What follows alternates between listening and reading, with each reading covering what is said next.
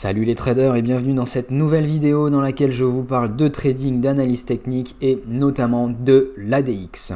Si vous êtes nouveau, je suis Tae, un trader pro et je vais vous partager aujourd'hui l'ensemble de mes connaissances concernant cet indicateur méconnu, pourtant avec lequel je trade tous les jours, avec lequel je donne du contexte au marché tous les jours.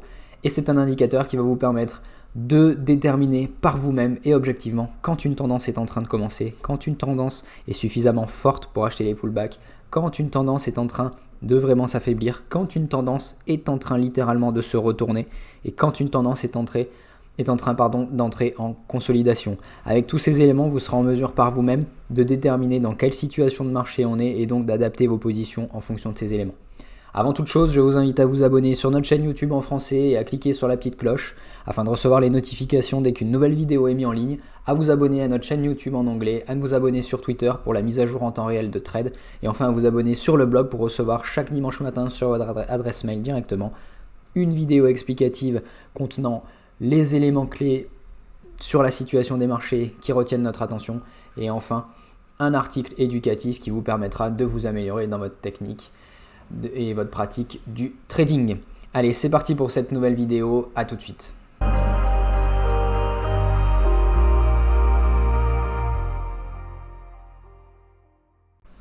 Chers traders, bienvenue dans cette première partie du tutoriel sur l'ADX.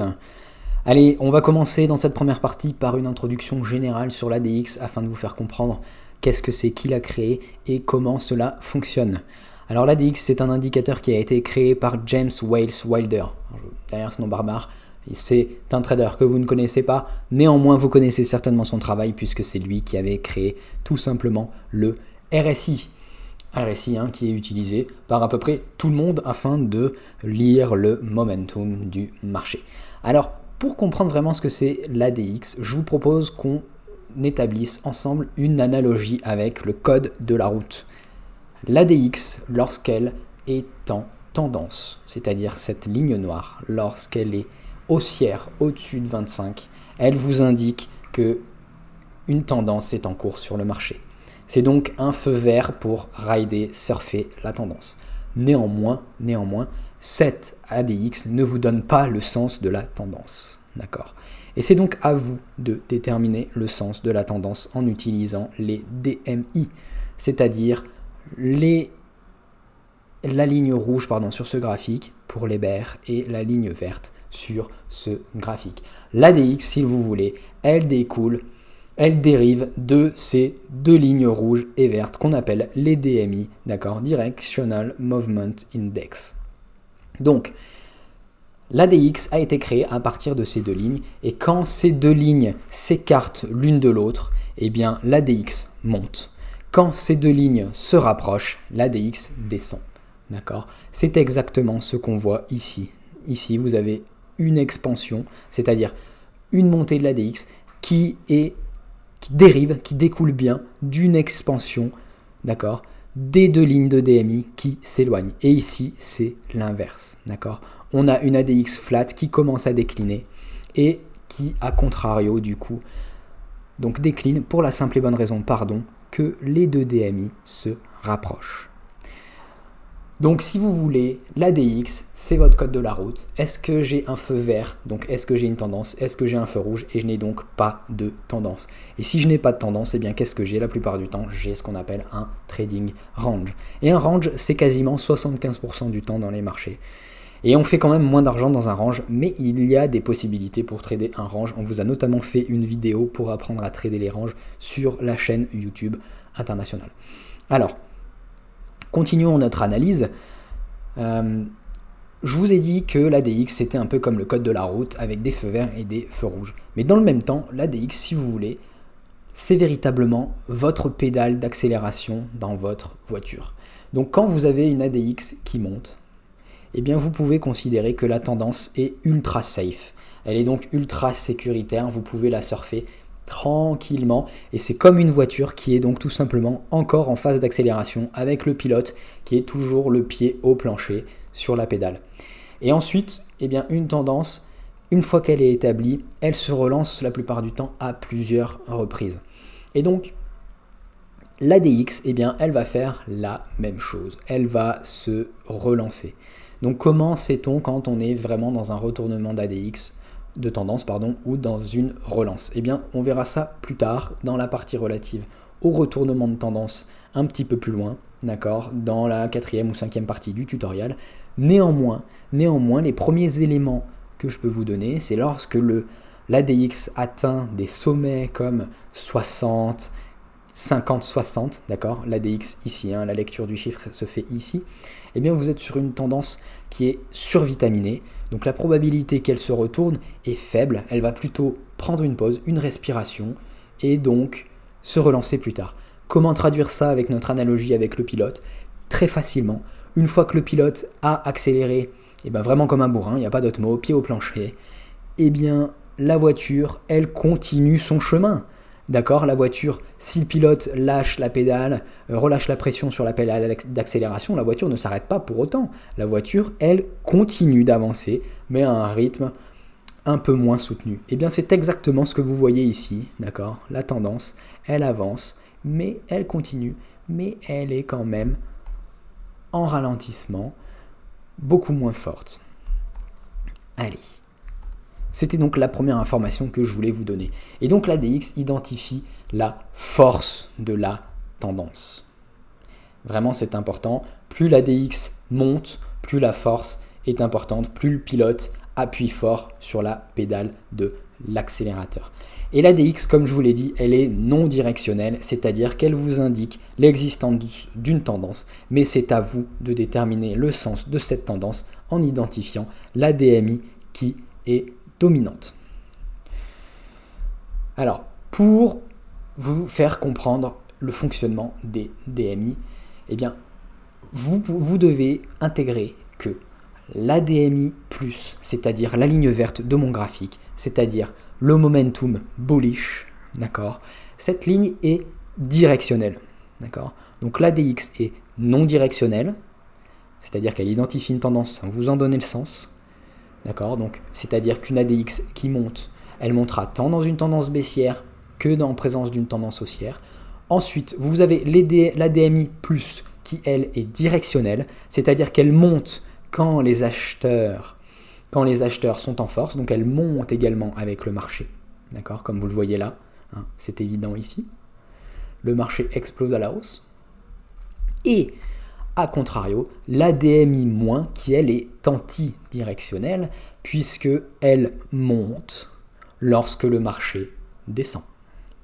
D'accord? Donc je résume, la DX est non directionnelle, elle vous donne l'existence, elle vous informe de l'existence ou non d'une tendance, mais elle ne vous en donne pas le sens. Et ensuite vous déterminez le sens de cette tendance en lisant les DMI, en identifiant la DMI dominante, étant ici précisé que l'ADMI+, donc le momentum bullish, eh bien le momentum bullish monte avec le prix, tandis que le momentum bearish, lui, il est antidirectionnel, c'est-à-dire que le momentum bearish monte quand le marché descend. Voilà. Donc c'est des concepts très simples de base, mais qu'il est essentiel d'intégrer, et vous allez, avec ces éléments, pouvoir commencer à faire vos premiers trades basés sur l'ADX. Donc je ne vais pas rentrer dans le détail du calcul de l'ADX puisque je vous ai expliqué tout simplement que l'ADX est dérivée des deux DMI. Donc si ça vous intéresse, eh bien, il vous suffit de vous en remettre à n'importe quel site web sur le trading qui vous renseignera sur le Directional Movement Index. Alors, s'agissant des DMI, comme je vous l'ai dit, l'ADX identifie la tendance mais pas le sens, et votre job en tant que trader est d'identifier qui domine, qui est en force dans ce marché, et donc vous le faites en déterminant la DMI qui domine sur l'autre. Donc, première règle de base, lorsque la DMI+ est au-dessus de la DMI-, la tendance est en hausse.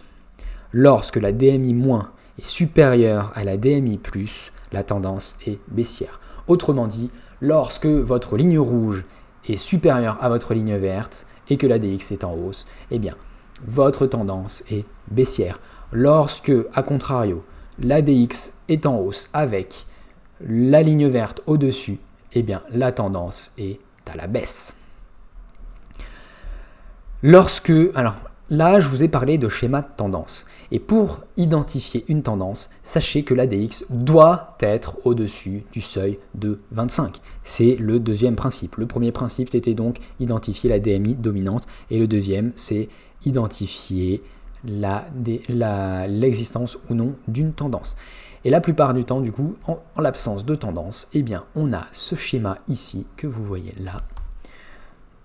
Alors, attendez, on va identifier ça ensemble proprement. On va essayer de garder ce graphique le plus propre possible pour les besoins du tutoriel. Ici, vous voyez qu'on n'a pas d'ADX. D'accord, l'ADX ne monte pas au-delà de 25. On est donc dans un marché absolument ennuyeux. Comment ça se traduit dans le prix? Eh bien, on a une structure de prix erratique. On ne fait pas, ici même, de lower low. D'accord, on voit bien qu'on tient le support. On ne fait pas de lower high, impossible de le casser. Et les DMI sont ce qu'on appelle à l'équilibre, c'est-à-dire qu'elles sont en dessous de 25, d'accord, avec une ADX en dessous de 25. Et dans un tel contexte, c'est votre troisième principe. Lorsque l'ADX est inférieur à 25 et que vos DMI sont également inférieurs à 25, vous êtes dans un marché qui n'a pas de direction et vous êtes donc dans un trading range. Et une règle essentielle d'un trading range, c'est de tracer ses niveaux de support et de résistance afin d'acheter tout simplement le ping-pong qui est en train de se mettre en place entre acheter le bottom et vendre la résistance. Voilà, vous avez donc déjà plusieurs principes, plusieurs cordes à votre arc afin de mieux comprendre l'ADX. Et comme je vous l'ai dit, l'ADX, c'est cette ligne qui tout simplement dérive des deux DMI et qui donc est impactée par le comportement de ces DMI. Et quand ces DMI sont donc en expansion, eh bien l'ADX monte. Quand ces DMI sont tout simplement en contraction, eh bien à contrario, l'ADX descend. Voilà. Pour ces premières règles, continuons donc notre tutoriel. Alors, ce qu'il faut également savoir, c'est qu'en fonction du contexte et de la volatilité présente dans votre marché, d'accord, eh bien, les DMI, les crossovers des DMI, alors ce qu'on appelle un crossover des DMI, on utilise un terme anglais, mais c'est tout simplement un croisement des DMI, eh bien, lorsque on est dans des conditions de grosse volatilité, eh bien, les DMI, comme elles se sont éloignées l'une de l'autre dans le cadre de l'expansion de l'ADX, eh bien, le croisement des DMI est tout simplement un signal un peu retardataire, un signal laggy.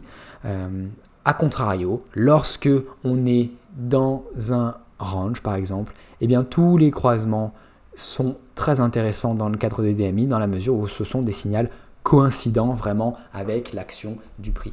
Donc, une nouvelle règle très simple, lorsque le contexte de marché est celui d'une forte période de volatilité, vous avez des DMI qui ont connu une forte période d'expansion et donc les croisements ont lieu souvent un petit peu après les mouvements du prix. Voilà.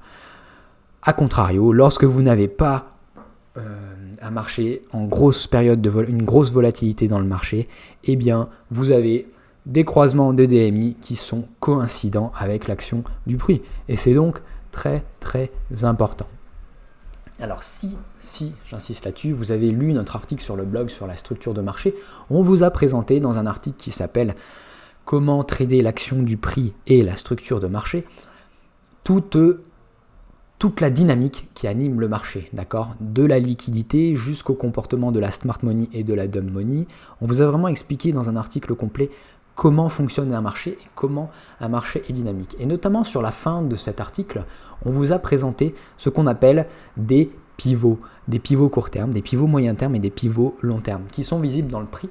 Mais comme je vous l'ai dit, l'ADX, c'est un indicateur absolument génial, dans la mesure où on retrouve l'intégralité de la structure du marché dans l'ADX. Simplement, il faut savoir le lire, il faut être initié correctement. Et comme vous le constatez, à chaque fois que la DMI fait tout simplement un pivot, donc ici on a un pivot pour la simple et bonne raison que si vous voulez, il faudrait que je vous mette un schéma, mais on a un point haut de la DMI- ici, qui est entouré par 2 points qui sont plus bas. C'est donc un point pivot à court terme. Et donc comment ça se traduit dans le marché? Par cette price action. Néanmoins, est-ce que à ce moment-là, vous devez envisager d'acheter? Eh bien non, bien entendu. L'ADX, comme vous le voyez, elle est complètement en train de monter. C'est donc clairement pas un énorme achat qu'il faut faire ici. Il faut rester très prudent, rester très mesuré dans ses positions et jouer sur des fenêtres de temps plus petites. J'attire votre attention également donc, sur les points pivots qui vous permettront donc, de déduire la structure du marché. Il y en a un ici, encore, comme vous voyez. C'est parfait comme indicateur pour identifier la structure. Ensuite, vous en avez plusieurs qui sont moins intéressants. Et ça vous permet facilement d'identifier les points qui sont vraiment culminants. Donc vous en avez aussi sur les DMI. Alors c'est un petit peu particulier pour les repérer sur les DMI. Notamment sur la DMI qui est dominée, puisqu'il faut aller chercher en bas. Et ce n'est pas une logique qui est très fluide, qui est naturelle et qui vient facilement à l'esprit. Néanmoins, je vous invite à constater comme cela fonctionne bien dans le marché. Regardez, on a tous nos points, tous nos petits pivots qui sont bien identifiés. Toute la zone ici d'ailleurs, c'est un pivot bas et un pivot haut. Un pivot ici et qui se traduit même par un crossover. Alors, un nouveau concept auquel j'aimerais vous présenter, au moins très rapidement, on y reviendra un petit peu plus loin, c'est les divergences dans les DMI. Alors, qu'est-ce qu'une divergence dans une DMI? Eh bien, vous avez un point qui est fait, un point pivot, et ensuite vous en avez un autre qui est fait de manière très rapide consécutivement, mais dans le même temps, vous avez donc votre indicateur de momentum qui fait un point plus bas, un pivot plus bas, et vous avez à contrario le prix qui lui est allé chercher un petit peu plus bas. C'est donc une divergence dans le momentum qui vous traduit la potentialité d'un petit retracement à la hausse dans ce cas, et à contrario dans le cadre d'une divergence bearish. Donc là c'était une bullish divergence. Pourquoi? Puisque c'est le momentum bearish qui connaît un petit qui cale un petit peu, si vous voulez. Notre voiture elle cale un petit peu, et si on cherche des exemples de divergence bearish, eh bien où est-ce que j'en vois? Ici par exemple, vous avez ce magnifique point avec ce pivot. Eh bien on constate bien que le prix est plus haut ici, d'accord, et que l'indicateur à contrario ici, il est plus bas. Le momentum bearish est donc quelque peu en train de caler, et notre voiture, notre pilote, il a besoin de souffler avant de reprendre et d'appuyer sur la pédale à nouveau. Alors c'est des points intéressants, vraiment les pivots. Et un autre point qui doit attirer votre attention, c'est ce qu'on appelle les croisements de DMI, les crossovers. Pourquoi? Eh bien tout simplement, comme je vous l'ai dit, la DMI+, c'est la force des boules, la DMI-, c'est la force des bears. Un groupe domine l'autre. Mais quand il y a un croisement, eh bien à l'instant T, pile poil au moment du croisement, vous êtes à un point véritablement d'équilibre sur le marché, et la plupart du temps, c'est des moments qui sont électriques et qui génèrent des mouvements importants dans souvent la direction opposée à celle qui était tradée récemment dans le marché. Mais ça, c'est quelque chose dont on parlera dans une prochaine vidéo.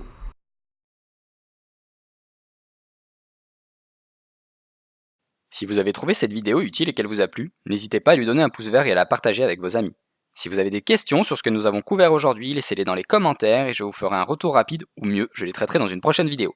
Et enfin, pour toujours plus de contenu éducatif sur le trading et notamment le trading du Bitcoin et des cryptos, cliquez sur la vidéo proposée qui s'affiche en bas à droite de votre écran. Merci à tous et à bientôt.